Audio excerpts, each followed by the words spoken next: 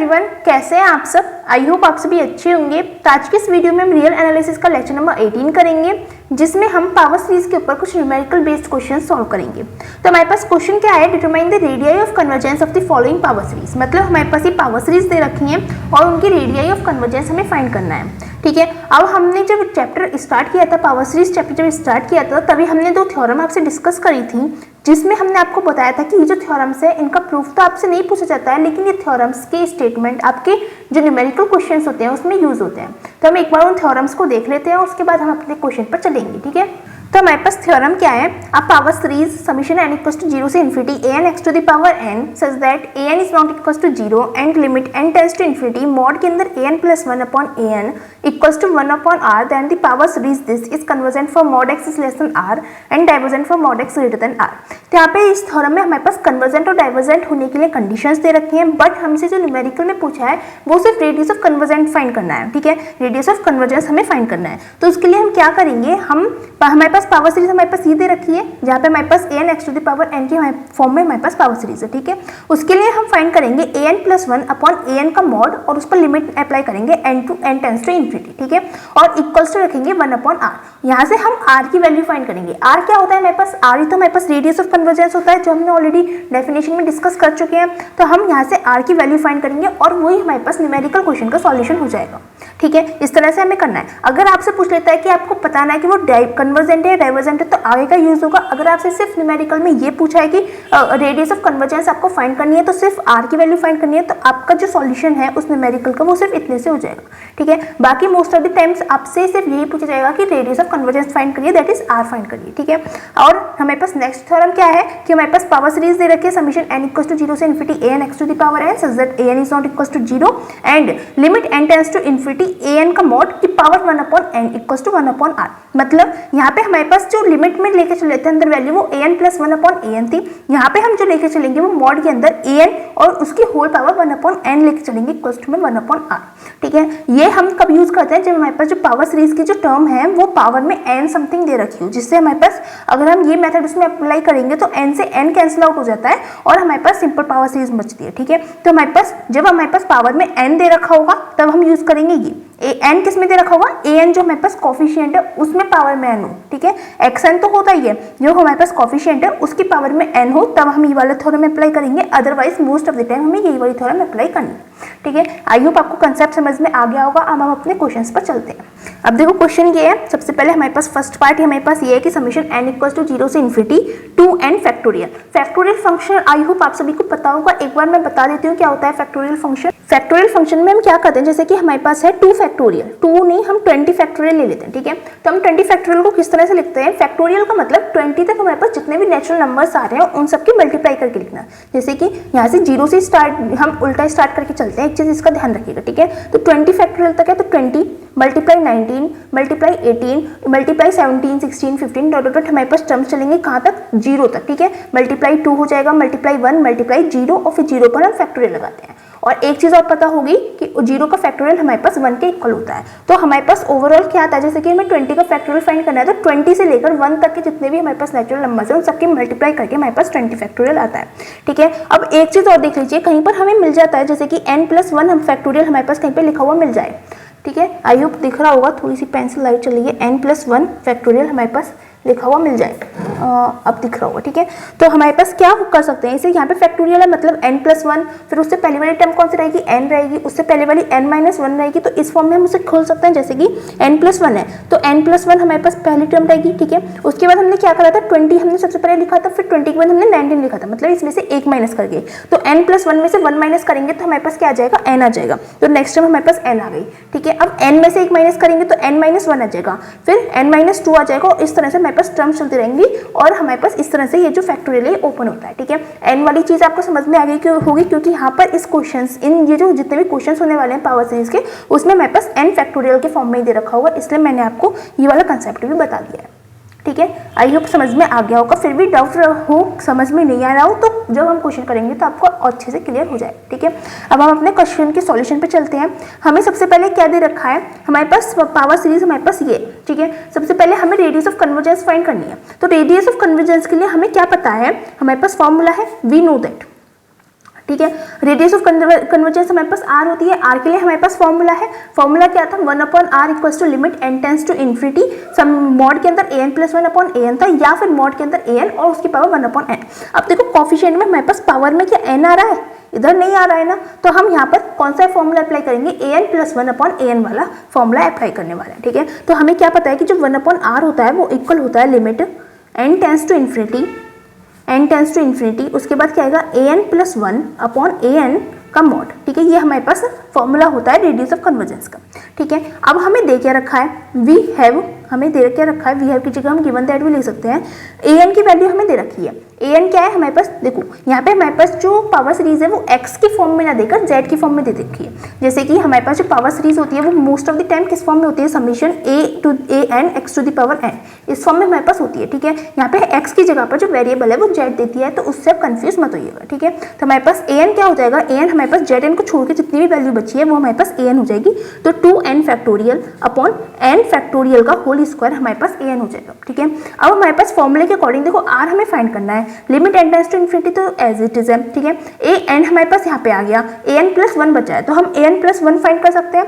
तो हम an plus 1 को हम कैसे फाइंड करेंगे, एंड an प्लस 1 हमारे पास क्या हो जाएगा, देखो an की वैल्यू हमारे पास ये है, अगर n की जगह पर हम n प्लस 1 पुट कर दें इस वैल्यू में तो हमारे पास an प्लस 1 की वैल्यू आ जाएगी, तो 2n फैक्टोरियल, तो 2 तो एज इट इज रहा। अब n फैक्टोरियल को हम क्या लिखेंगे, n प्लस 1 का फैक्टोरियल, ठीक है। n की जगह पर हमने n प्लस 1 पुट करा है, अपॉन में आ जाएगा n फैक्टोरियल का स्क्वायर है, तो यहाँ पे हो जाएगा n प्लस 1 फैक्टोरियल और इसका हमारे पास स्क्वायर हो जाएगा, ठीक है। ये चीज़ हमारे पास an प्लस 1 आ गई, ये चीज़ आपको समझ में आ गई होगी, आई होप सो, ठीक है। अब हम क्या करेंगे, हमारे पास an प्लस 1 वैल्यू है कि an की वैल्यू है कि सिंपल इसमें वैल्यू पुट करेंगे, ठीक है।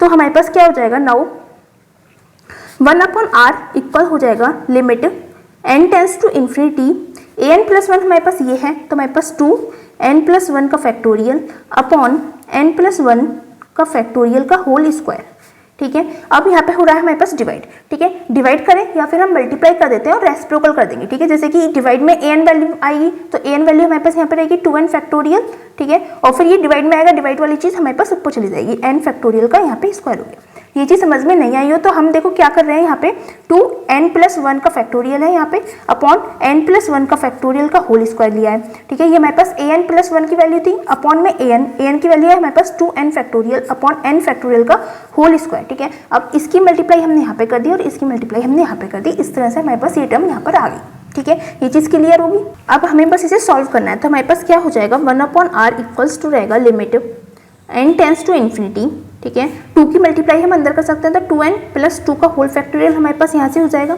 ठीक है।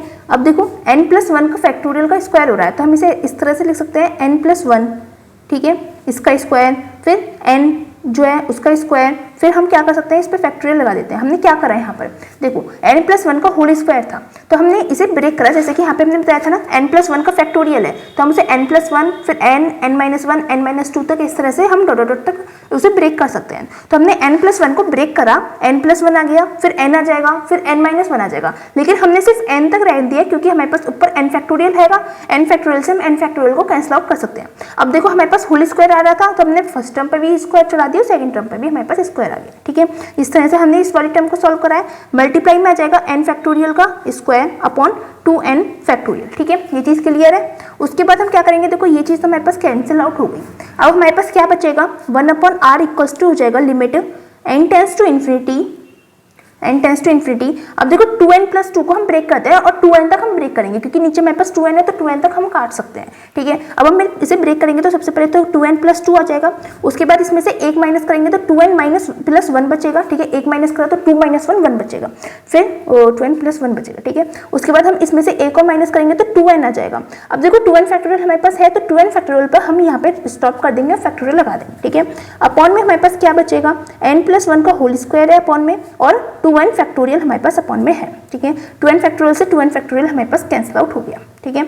अब हम क्या कर सकते हैं, देखो यहाँ से हम 2 को कॉमन आउट ले सकते हैं, तो हमारे पास क्या हो जाएगा, 1/r equals to limit n tends to infinity. अब यहाँ से अगर हम 2 को बाहर ले लेते हैं तो इधर n प्लस 1 बचेगा, ये 2n प्लस 1 है, ठीक है, अपॉन में n प्लस 1 का होल स्क्वायर है। अब देखो यहाँ पे n प्लस 1 है और यहाँ पे n प्लस 1 का होल स्क्वायर आ रहा है, तो हम n प्लस 1 से इसके स्क्वायर को कैंसिल आउट कर सकते हैं। हमारे पास यहाँ से क्या बच गया, 1/r equals to limit n tends to infinity 2n+1 upon n+1 हमारे पास यहाँ पे आ गया है, ठीक है।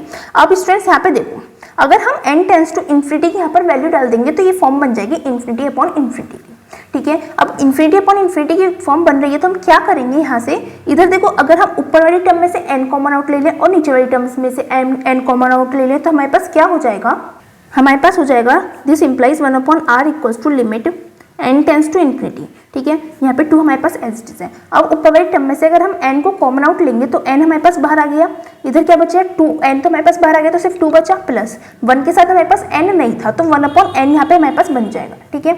अपॉन में नीचे वाली टर्म में से भी हम n कॉमन आउट लेंगे तो n तो हमारे पास बाहर आ गया, इधर n था तो वो बाहर आ गया, इधर 1 बचेगा, प्लस अब 1 के साथ हमारे पास n नहीं था तो ये हमारे पास क्या हो जाएगा 1/n हो जाएगा, ठीक है। ये चीज़ आपको आई होप आती होगी कि किस तरह से हम कॉमन आउट लेते हैं।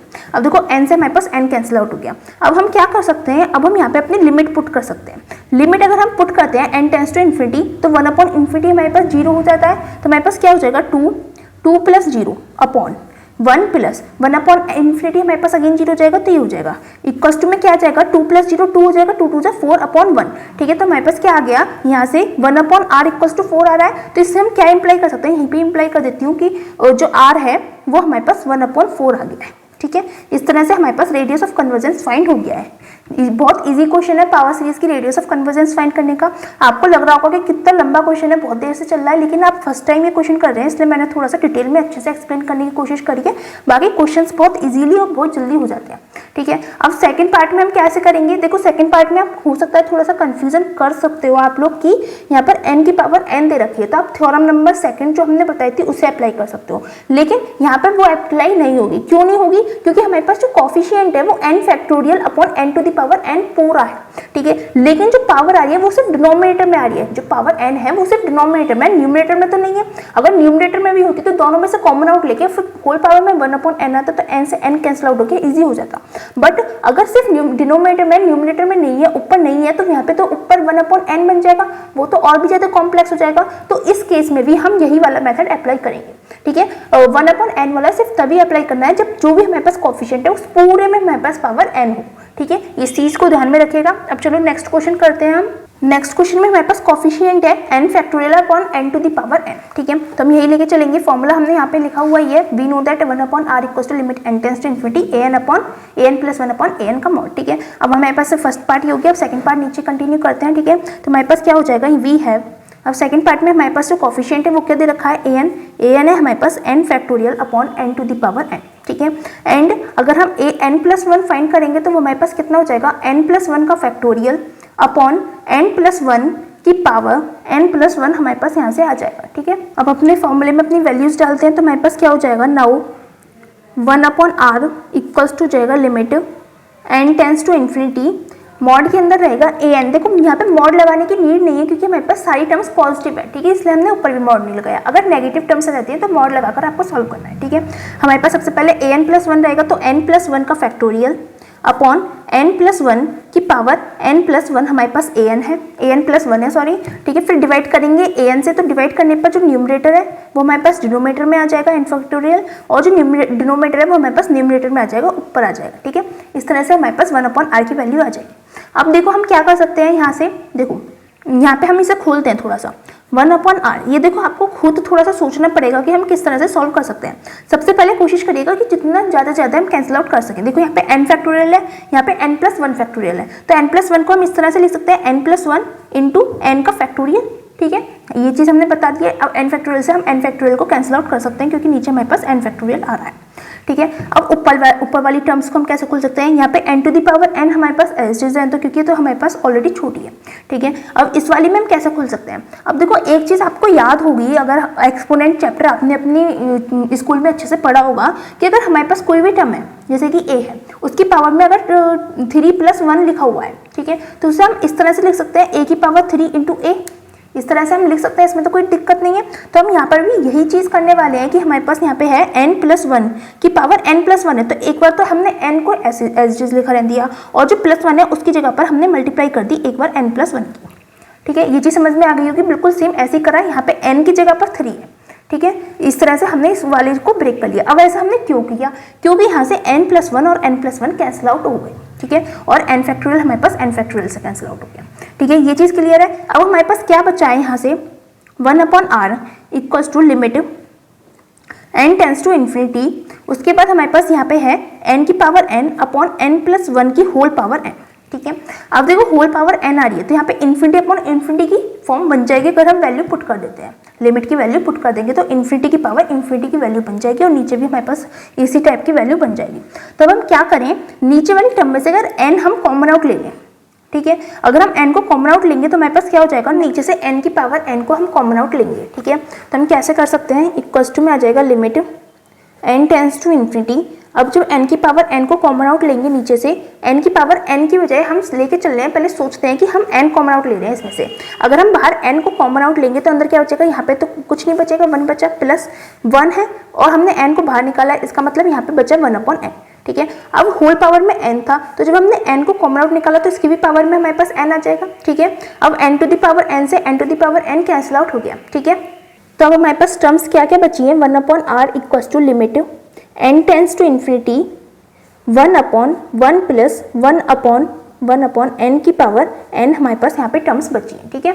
अब एक चीज़ आप ध्यान में रखिएगा कि हमारे पास अगर लिमिट n टेंस टू हमारे पास इन्फिनिटी हो, ठीक है, और हमारे पास टर्म दे रखी हो 1 + 1/n की होल पावर n, ये इस टाइप से हमारे पास टर्म दे रखी हो तो इसकी हमारे पास डायरेक्ट वैल्यू होती है e क्या है, हमारे पास एक्सपोनेंशियल फंक्शन है, ठीक है। तो हम डायरेक्ट यहाँ से अपनी वैल्यू लिख सकते हैं कि 1/r हमारे पास इक्वल हो जाएगा किसके, इस पूरे की वैल्यू, देखो नीचे वाले की पूरी वैल्यू हमारे पास e आ रही है, ठीक है, और ये हमारे पास नीचे है तो हमारे पास हो जाएगा ये 1/e, ठीक है। ये चीज़ क्लियर होगी, ये चीज़ हमें डायरेक्ट याद रखनी है कि 1 + 1/n की पावर n है और limit n tends to infinity है तो उसकी डायरेक्ट वैल्यू हमारे पास e आती है, ठीक है। तो यहाँ से हमारे पास क्या आ जाएगा, r इक्वल्स टू e आ जाएगा। तो हमारे पास सेकंड वाले क्वेश्चन की जो रेडियस ऑफ कन्वर्जेंस है वो r इक्वल्स टू e आ गई है, ठीक है।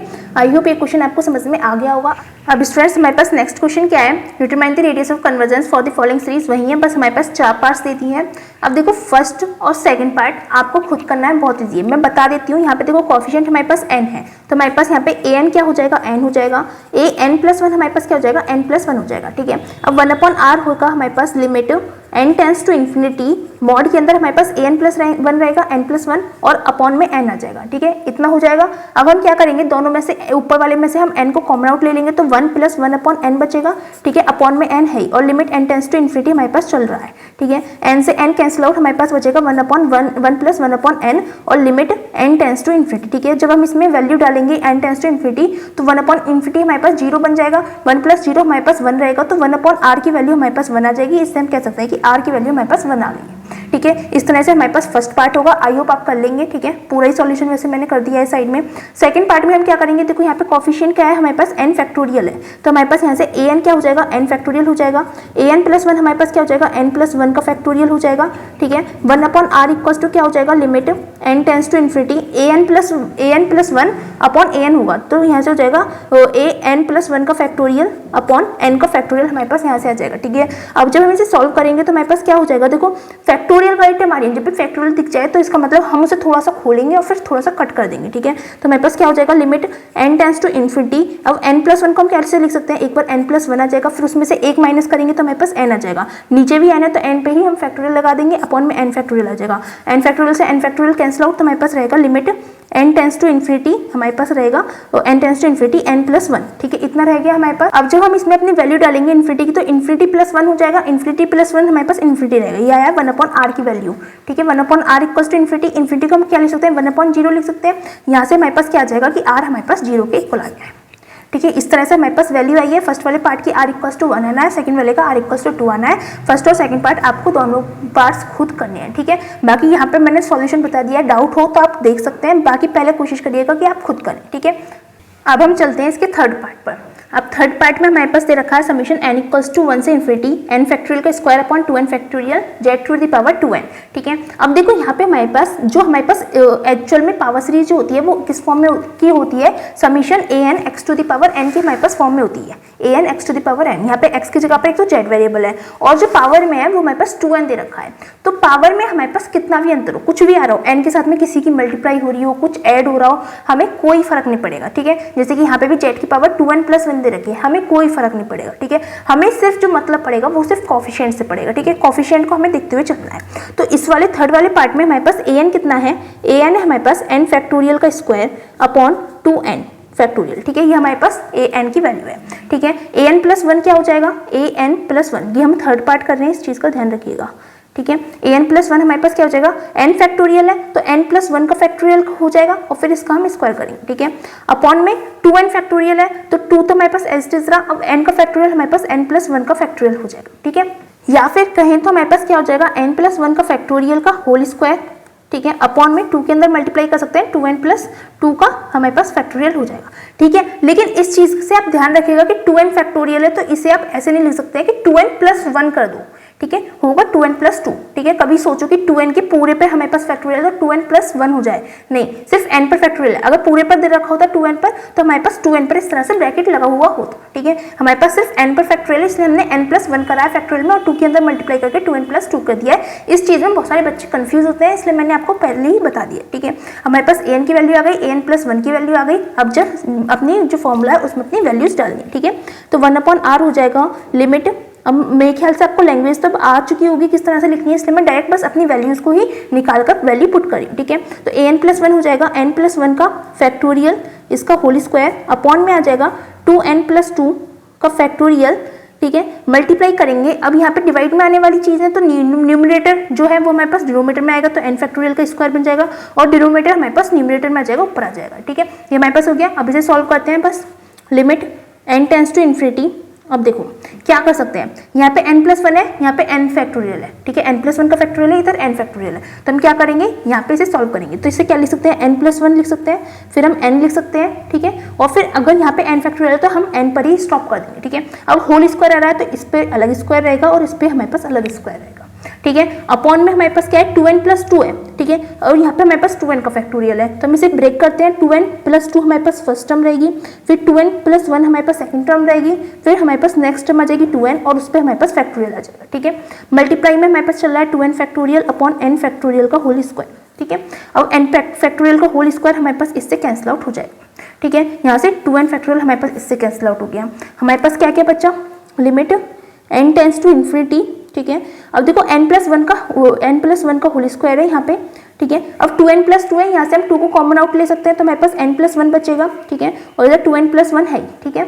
अब देखो n प्लस 1 से हम इसका स्क्वायर कैंसिल आउट कर सकते हैं। अब हमारे पास क्या बच रहा है, limit n tends to infinity n plus 1 upon 2n plus 1 हमारे पास बच रहा है, ठीक है। अब हम क्या करेंगे, देखो अगर हमने अभी लिमिट पुट कर दी तो यहाँ पे इन्फिनिटी अपॉन इन्फिनिटी की फॉर्म बन जाएगी। तो हम क्या करते हैं, जब भी हमारे पास इस टाइप से आ रहा होता है तो हम कोशिश करते हैं कि कुछ कॉमन आउट लेके कैंसिल करते हैं, जैसे कि ऊपर और नीचे से हम n को कॉमन आउट लेते हैं। तो कॉमन आउट लेने के बाद हमारे पास क्या हो जाएगा, limit n tends to infinity, ऊपर से जब हम n को कॉमन आउट लेंगे तो हमारे पास यहाँ पे 1 बचेगा, प्लस 1 के साथ n नहीं था तो n अपॉन में चला जाएगा, ठीक है। अपॉन में 2 तो हमारे पास एज इट इज है, अब इसमें से n को कॉमन आउट लेंगे तो n बाहर आ गया, इधर 1 बचेगा, प्लस 1 के अपॉन में आ जाएगा n, ठीक है। अब n से यहाँ से n हम कैंसिल आउट कर सकते हैं। अब हम अगर limit n tends to infinity यहाँ पे पुट कर दें तो 1 अपॉन इन्फिनिटी हमारे पास 0 हो जाएगा, तो क्या बचा, 1 बचा ऊपर, ठीक है। अपॉन 1 अपॉन इन्फिनिटी हमारे पास 0 हो जाएगा, 0 प्लस 1 1 हो गया, 1 इंटू 2 2 हो जाएगा, ठीक है। ये हमारे पास वैल्यू आ गई 1 अपॉन r की। तो यहाँ से हम क्या कह सकते हैं कि जो r की वैल्यू है वो हमारे पास 2 के इक्वल आ गई है और यही हमारे पास रेडियस ऑफ कन्वर्जेंस है फॉर थर्ड क्वेश्चन, ठीक है। आई होप समझ में आ गया होगा हमने किस तरह से ये थर्ड पार्ट करा है, ठीक है। अब फोर्थ पार्ट भी आपको होमवर्क में करना है। इसमें हमारे पास क्या है, देखो यहाँ पे हमारे पास z की पावर 2n प्लस 1 दे रखी है, बट मैंने आपको पहले ही बता दिया कि जो हमारे पास वेरिएबल है, जैसे कि यहाँ पे हमारे पास z है वेरिएबल, तो उसकी पावर में हमारे पास n से अलग किसी भी चीज़ की मल्टीप्लाई हो रही हो, कुछ भी ऐड हो रहा हो, हमें उससे कोई फर्क नहीं पड़ता है, सिर्फ हमारे पास कॉफिशिएंट से हमें फर्क पड़ता है। और यहाँ पे हमारे पास कॉफिशिएंट क्या है, यहाँ पे हमारे पास 1 अपॉन 2n प्लस 1 है, ठीक है। कॉफिशिएंट को ध्यान में रखिएगा, हमारे पास कॉफिशिएंट क्या है मैं बता देती हूँ। हमारे पास an की जो वैल्यू है वो क्या है, 1 अपॉन 2n प्लस 1 है, ठीक है। सिर्फ 2n प्लस 1 मत लिख दीजिएगा, ये अपॉन में है, तो 1 अपॉन 2n प्लस 1 हमारे पास an है। an प्लस 1 हमारे पास क्या हो जाएगा, 1 अपॉन 2n प्लस 1 और प्लस 1 हमारे पास ये हो जाएगा, ठीक है। सॉल्व कर लेंगे तो हमारे पास आ जाएगा 2n plus 2 plus 1, 2n plus हमारे पास 3 हो जाएगा, ठीक है। an प्लस 1 की वैल्यू ये आ गई, दिस अपॉन दिस करेंगे और सिंपल सॉल्व कर देंगे, ठीक है। मतलब 1 अपॉन r क्या हो जाएगा, limit n tends to infinity, ठीक ठीक है। अब देखो an+1 तो 1 अपॉन में आ जाएगा 2n+3, ठीक है। अपॉन में आएगा an तो ये हमारे पास ऊपर आ जाएगा 2n+1, ठीक है। अब इसे बस सॉल्व करना है और हमारे पास जो सॉल्यूशन है वो आ जाएगा, ठीक है। मैं आपको बता देती हूँ r की वैल्यू हमारे पास कितनी आने वाली है। r की वैल्यू आएगी हमारे पास 1, ठीक है। ये मैंने आपको सॉल्यूशन बता दिया है, आई होप आप कर लेंगे। अगर नहीं होता तो कमेंट सेक्शन में बता दीजिएगा। तो आपके लिए कौन कौन से क्वेश्चन होमवर्क में रहे, देखो फर्स्ट का और सेकंड का सॉल्यूशन मैंने पूरी तरह से आपको बता दिया, लेकिन फिर भी सॉल्यूशन देखने से पहले आपको वो खुद करके देखना है, ठीक है। और फर्स्ट और सेकंड तो आप कर ही लेंगे, फोर्थ का मैंने आपको थोड़ा सा हिंट भी दे दिया है और आंसर बता दिया है। आई होप आपसे हो जाएगा। तो फर्स्ट, सेकंड और फोर्थ आपके लिए होमवर्क में है, ठीक है। इसी के साथ हमारे पास जो ये चैप्टर है पावर सीरीज वो कंप्लीट होता है। अगर आपको कोई डाउट रहता है आज के लेक्चर में या पूरे चैप्टर में तो आप हमसे कमेंट सेक्शन में पूछ सकते हैं, ठीक है। और अगर आपको हमारी वीडियोस अच्छी लग रही है तो प्लीज़ हमारी वीडियोस को लाइक कीजिएगा, अपने फ्रेंड्स के साथ शेयर कीजिएगा एंड हमारे चैनल को सब्सक्राइब कीजिएगा। Thanks for watching.